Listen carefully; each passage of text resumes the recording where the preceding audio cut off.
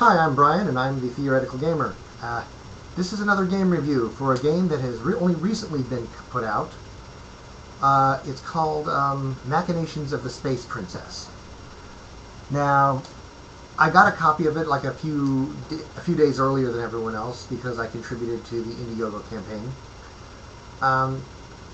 Basically, here's the deal. Back in the day, there was Dungeons and Dragons. Maybe you've heard of it. Then one of the recently, and a few years ago, a man named James Radji IV put out Lamentations of the Flame Princess, which was technically a retro clone, but more of a kind of a old school D&D repurposed to weird fantasy. Now, there was a period where he started a whole Kickstarter Indiegogo thing and tried to get a whole bunch of adventures kickstarted at once. And it didn't really work. Only one or two of them got made because I think it's because he had so many running at once. And just most of them didn't get funded. One of the ones that didn't get funded was Machinations of the Space Princess by James Desborough. James Desborough decided not to give up on the dream, and he decided to basically do a new Indiegogo campaign of his own to create Machinations of the Space Princess, which was basically Lamentations of the Flame Princess repurposed to like sci-fi space fantasy. Not hard science fiction, was never meant to be very hard, but space fantasy. So he did get funded, he did create it, he got Satine Phoenix to do the artwork, which if you don't know, she is an artist that used to be on the web series I Hit It With My Axe, which was an ongoing documentary reality show showing the D&D campaign of a lot of girls of interesting backgrounds and professions. Anyways, Machinations of the Space Princess.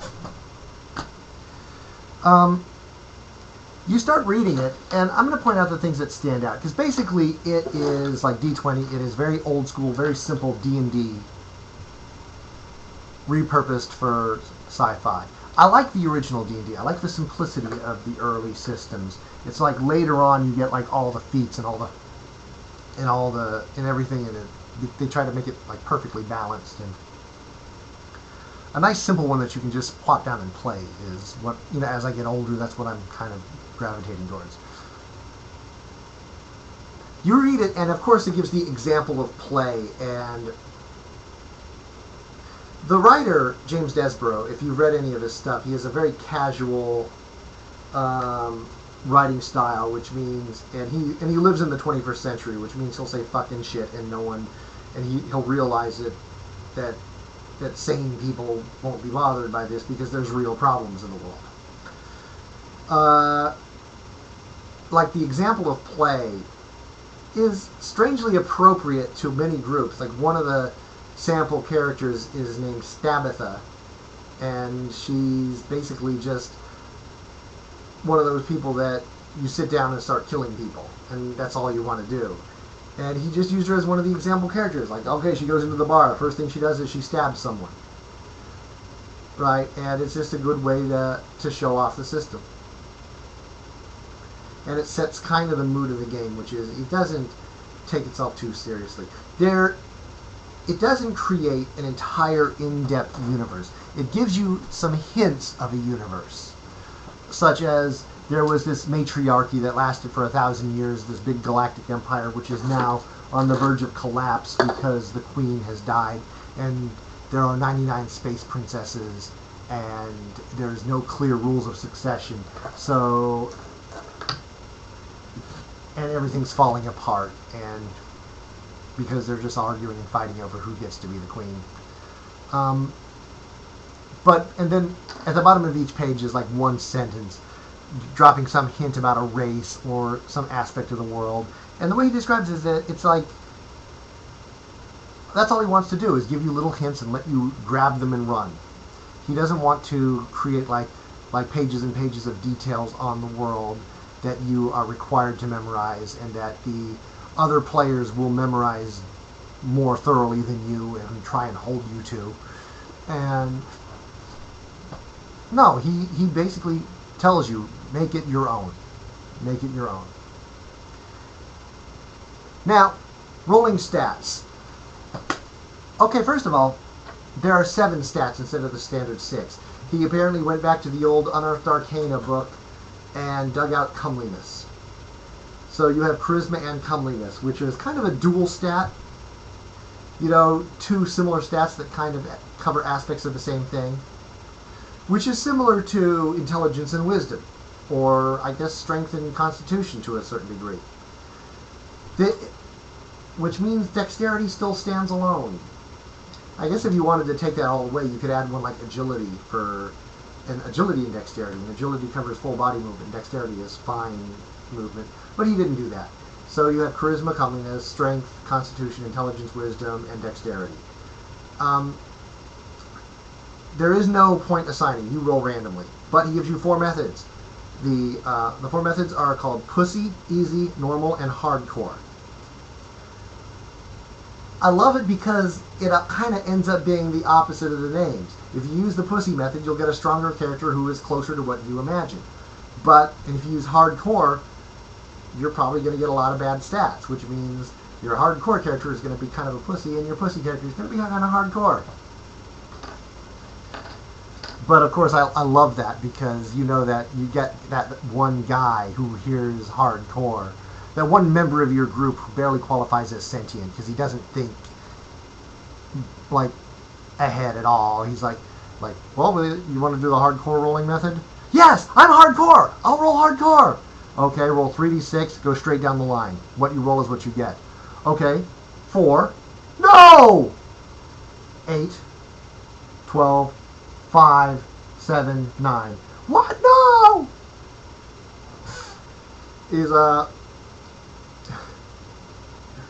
And he's only rolling hardcore because he heard hardcore? Yes, I want a hardcore character. Like, all gamers are smart. Ask them. They'll tell you. Their mom told them they're smart. Anyways, that's the stats. Like, the pussy method is roll 4 die 6, drop the low die, assign them wherever you want. And next, choose your race. Now, again, I love their method of doing this. They didn't create, like, engines of pages like, okay, these are the available races. In some games, it's necessary to do that. If you're playing a Star Wars game, there are established races in Star Wars that you can play. Side note, I'm convinced that no one has ever played a successful game of Star Wars. Why? Because for all the variations of Star Wars that you can play, I mean, there was the West End D6, there was the Star Wars Saga Edition, there was another one in there. What happens is, somebody always wants to play a Wookiee. And he sits down, and the first thing he does is he gets his character sheet, and he gets his dice out, and he starts going, and he does that for 5 solid hours, and no one can play or do anything. And then he comes back next week and goes for 5 solid hours. And the reason for this is probably 10 years ago, he was hanging out with some friends and made that sound, and everyone laughed and said, "Wow, you sound just like Chewbacca." And he smiled because, you know, he's a gamer nerd, and it was probably the only compliment he'd ever received in his life. And now, whenever there's a Star Wars game, he desperately tries to get into it so he can try and recreate that moment and get another compliment. And it never happens because all he's doing is disrupting the game. And so no one ever plays Star Wars successfully because that guy always gets into the game and makes Wookiee noises for 5 solid hours. Anyways, race in Machinations of the Space Princess. There are no races listed. I mean, there's a couple in the back, you know, as samples, but for the most part, there are a few pages of race traits, like Frozen, or Energy Being, or, you know, there's a few cultural ones, like, you know, like you come from a race of attractive or sexy people, or you come from, or you have like a poison spur, or something like that. List of race traits that you can mix or match to create your own race, and then you can give it a cool name. Alright, and go to town.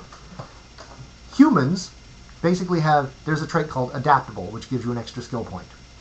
If you're a human, your race traits are adaptable, adaptable, and adaptable.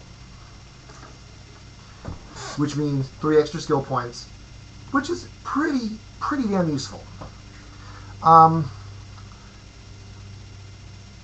You can basically, if you get 3 race traits for free.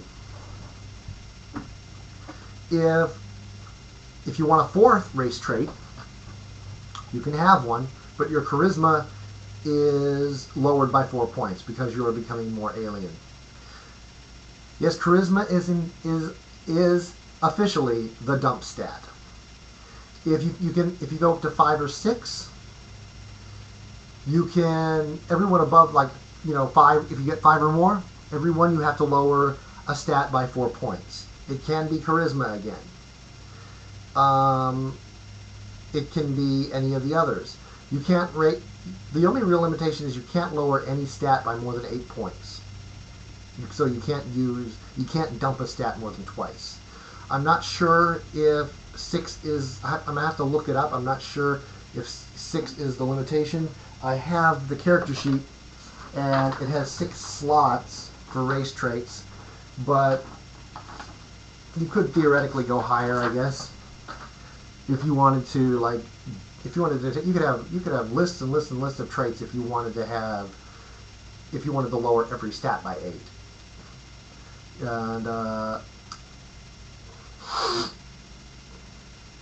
And in fact, one of the sample characters decided that he was a genetically modified human who basically overloaded himself on adaptable and got lots and lots of skills. So he got the 3 adaptable traits, and then he took 2 more to get more skills, and took them both off charisma. And he basically said he was a genetically modified human who was supposedly really, really good at stuff and an advanced learner and had lots more skills but his 11 charisma had been lowered to like 3. And yeah, that's right, 3. And making him basically functionally autistic, which was part of the character concept, which I thought was kind of an interesting idea. So yeah, so you can play a human. You can play like a modified human. You could play like some genetically engineered vat creature. You could create your own bizarre alien race, mix and match all the different traits. The more traits you add, the more you take hits from stats. It works. Then you choose your class. There are 4 classes. Expert, which is basically you're the skill monkey. You get lots and lots of skill points. The killer, which is the fighter of the group. You're basically like Lamentations of the Flame Princess. The fighter is the only one where the to hit modifier goes up to an appreciable degree. In Machinations, at level 1, everyone has a +0 to hit. At level 1, it goes up. Everyone's goes up to +1. But everyone else's stays at +1 forever, except the fighter, or the killer rather, which continues to rise to the sky. Which means it kind of is a niche protection. They are super badass at killing motherfuckers, and other people aren't.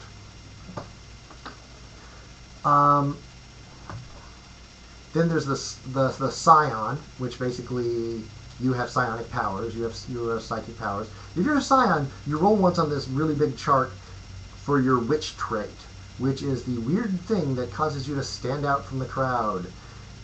It might be a penalty. It might hurt you. It might just make you ugly or weird, or it might actually be beneficial. Like you can roll one that you're unnaturally beautiful. It's random, right? And it basically says that you can re-roll if it's something that's incompatible with your species as you designed it, or if you cry enough and the GM lets you roll again. The GM, yes. Another side note. The GM in Machinations of the Space Princess stands for Games Master. That is a British thing. You see it in some British written games. James Desborough is British. Not Game Master, Games Master. Now, part of me doesn't like it, because in very few exceptions, you're only running one game at any given moment. Unless you've got like a room full of people who are playing like D&D encounters and you're the overseer that coordinates everything, then you can be the Games Master. But if you're only running one, you're the Game Master. GM, Game Master. But I have to admit that's just jealousy. Games Master has a certain cool to it, and you can't really pull it off unless you're British, right? I mean, like, Gentleman Gamer could call himself the Games Master and pull it off. What's the version? Jenny, casual, not the Rogue GM, the Rogue DM, I guess. She could do it. She's got that accent. She could say, "I'm the Games Master," and people would believe her. If I sat down and said, "Hi, I'm Brian. I'll be your Games Master for the evening," and people are like, "I don't want to play anymore. I can't take him seriously," because you can't say I'm the Games Master with an American accent and have it play.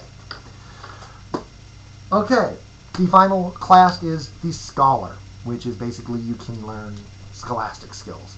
Which brings us up to skills.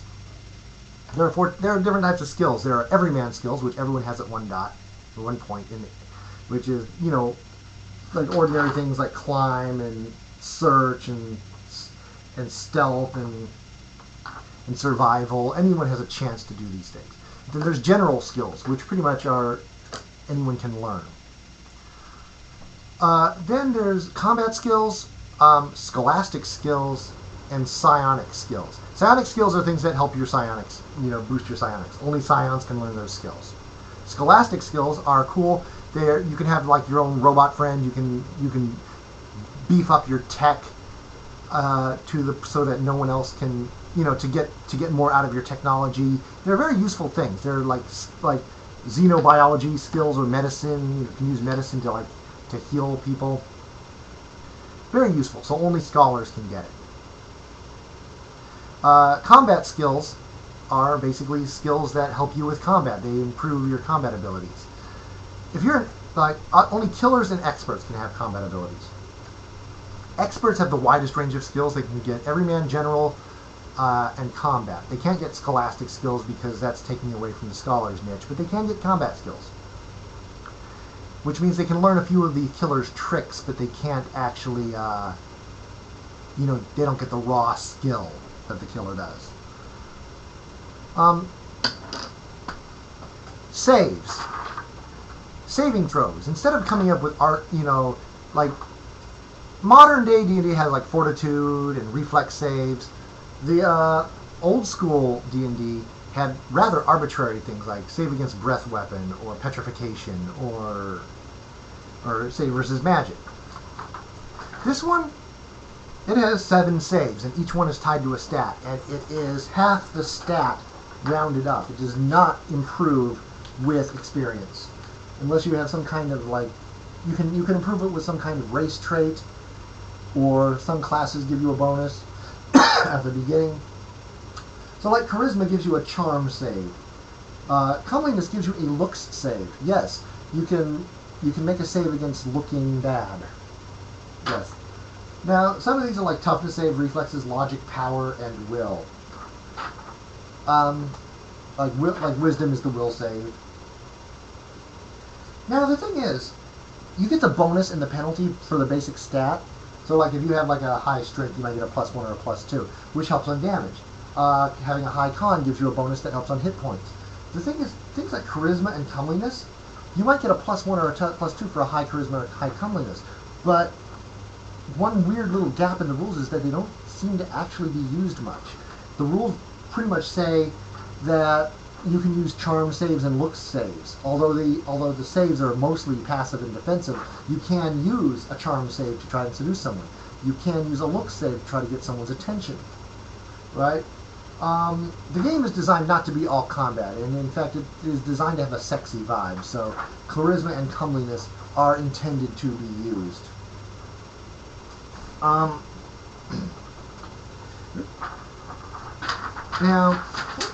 there is something that says social reaction. I'm gonna have to go back and read the rules a bit more. Maybe those are what the pluses help with.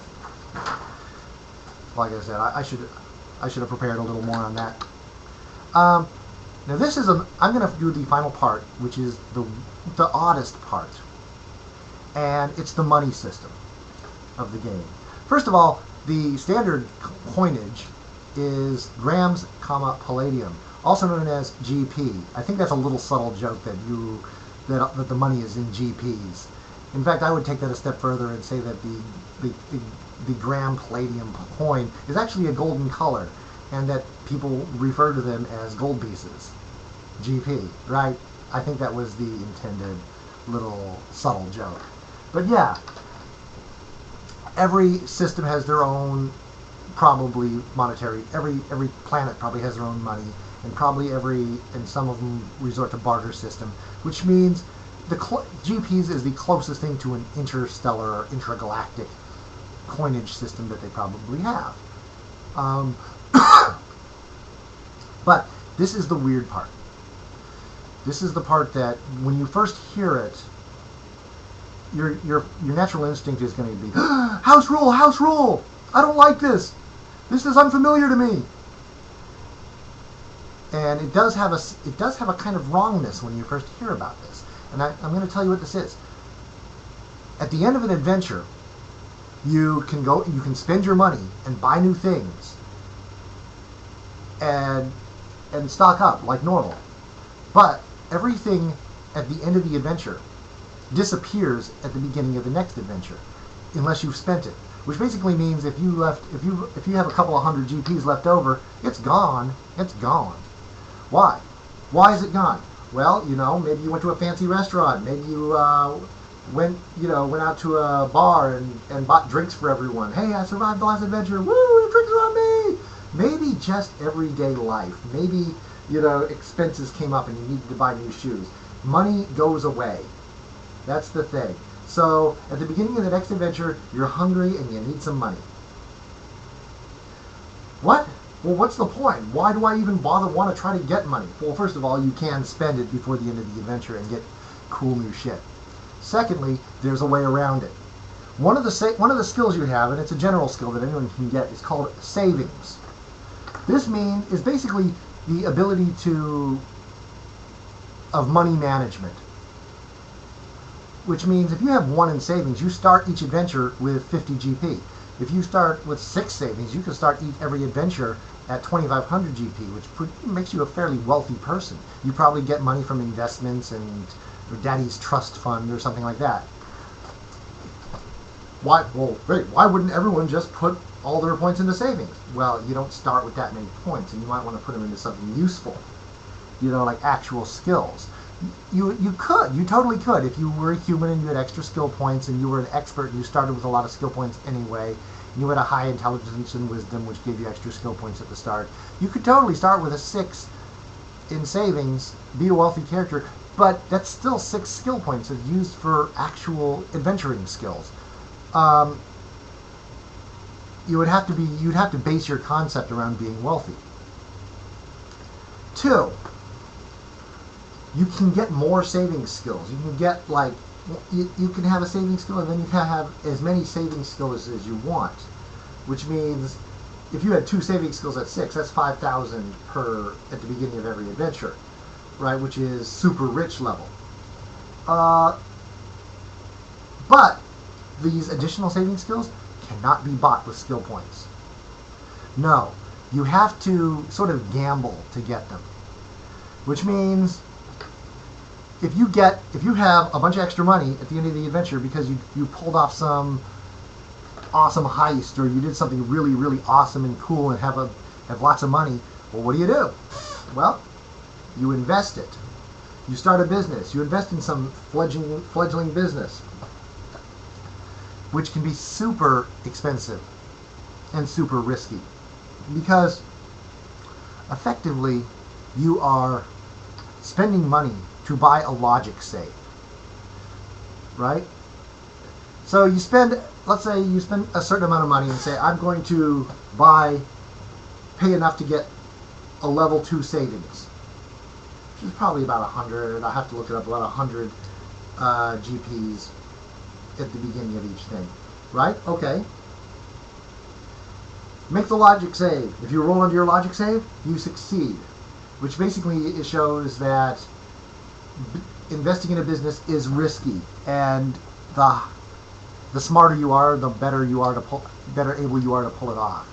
Also, once you get up to 4, 5, or 6 level savings in that regard, you get penalties to that logic save. Like a level 6 in order to get that 2,500 per adventure, you have to put down like about 250,000 GPs just to get that roll. You roll a logic save -10, which means probably puts you below 0, which means you probably have to roll a natural 1 in order to succeed. Which, if you want to play, there are people out there who will drop 250,000 for a 5% chance of success. That's how casinos stay alive. And sometimes they even succeed.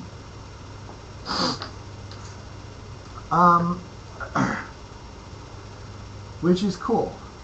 You know, it gives you, it basically gives you a method of having the characters always kind of be hungry and ready for adventure, while at the same time giving them mechanics to become wealthy. And so let's say you become wealthy and you get this X amount. The next thing you can do is buy lifestyle. You buy lifestyle. It's like if you drop, you have extra money. Okay, I'm going to drop it on lifestyle, which means if you have 0, if you drop 0 on lifestyle, and you can drop this money into lifestyle at the end of an adventure or at the beginning of an adventure, based on money that you have from adventuring or savings. And what it does is, if you have 0 on lifestyle, you're destitute. You're living out of dumpsters. And if you can choose this option, there's a lot of, you've met gamers who are like that. Well, I don't want to spend my money on something stupid like that, so I'll just eat out of dumpsters. You know, I've heard literal stories about people playing Shadowrun who didn't want to spend money on shoes so they could buy more weapons and armor and stuff. And the game master actually did the whole Die Hard thing where broken glass on the floor. Well, you said you don't have shoes, but you know, I just didn't want to spend money on them. because players are dumb like that. There's a mental part that just backs up and only sees the game aspect of it. Like, it's all numbers, and their characters become, you know, well, that literally becomes, he doesn't have shoes or a house. He's literally, in a modern day or a futuristic setting, a murder hobo. You know? And that was actually a conscious choice. But if you choose the destitute level, you make I think a toughness save at the beginning of each adventure, or you're at half hit points due to starvation and exposure. Right. But I just didn't want to spend money on food and shelter. Why would I have problems with starvation and exposure? Players will say that and mean it. Players are dumb. But you can and it has all these levels up to filthy rich, like mega rich, which costs $5,000 to spend the current adventure at the filthy rich level. And bear in mind that, which basically means if you decide to play an expert who puts all his skill points into savings and have a 6 saving, you can't start with someone who spends every adventure at the wealthy level. You know, play some dilettante who adventures for the fun of it, but it doesn't have that many other skills. That's a viable way to play, right? And most other classes besides the expert don't get that many skill points. You know, they're just, you know, because the expert, that's their thing, skills. It's a weird system, but I like the idea that it codifies becoming wealthy. In standard fantasy games, you don't really become wealthy. Not in a modern sense. You just have a lot of money, which you spend or don't. You know, you don't gain, you're not able to gain sources of income. I mean, theoretically, a game master could say, okay, your character buys a lot of property and rents it out and gets rent every month. Or your character becomes a king and gets taxes, right? But it doesn't happen in your standard fantasy game, not that often. And it's not usually part of the rules. So yeah, there is, you know, so it starts off that if your character doesn't have any skills in money management or skills in savings, then he doesn't have any skills in money management, and he tends to stay broke if he does. But it is possible for a character to, if he to strike it rich. He can take that risk and roll the dice and become wealthy. It's an interesting way of doing it. And all in all, it's a very interesting looking game. It's very cool looking, and one of those games that I would like to put on my list and give it a try. It's like I said, in the back of my head, I keep saying I want to run a game, and my mind is slowly working around to it. I have this weird thing that I have trouble coming up with adventures. I've said this many times before, and I think a lot of it is I had a very peaceful and placid childhood. My family never fought, and then I've spent a lot of years in various customer service jobs, like restaurant work, cashier work, which I've spent my life in conflict avoidance mode, which serves me well from day to day. But I have trouble coming up with the bad guys and the conflicts and and the general crapping on PCs that makes for an exciting adventure. But that's something to get over. I bitched about it to my sister, and she says, "Okay, I can see that, but you've read enough stories and seen enough movies that you can come up with something." And I'm like, "Yeah." But if I had to make a short list of games that I wanted to run, I would say one of them is Machinations of the Space Princess, partly because it's still in my head, new game smell, and also maybe a superhero game like Bash, because superheroes are awesome. Anyways, leave it in the comments below if what you think of the game from what I've said.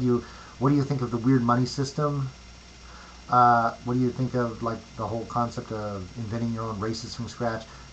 I think it looks pretty awesome. It's called Machinations of the Space Princess. I think they've got it our RPG now and Drive Through RPG. I think it's up now, and it's described as the tagline, the description of it is sexy, sleazy swords and sci-fi, which kind of describes the feel of it. Send me a message. Bye.